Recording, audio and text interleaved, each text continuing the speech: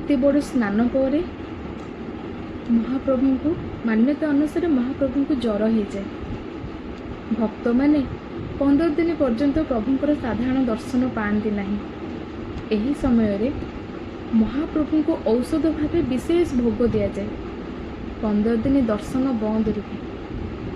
ଆଉ 15 ଦିନ ପରେ ଭଗବାନଙ୍କୁ ପୁଣି ଥରେ ନୂତନ ରୂପରେ ସଜା ହୁଏ, ଯାହାକୁ ଆମେ କହିଥାଉ ନବଯୌବନ ଦର୍ଶନ।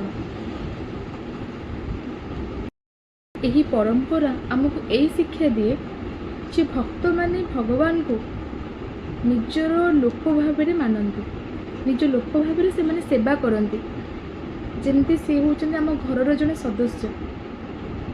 ତ ଆପଣମାନେ ବି ମାନନ୍ତି ନା ଭଗବାନଙ୍କୁ ନିଜ ଘରର ସଦସ୍ୟ?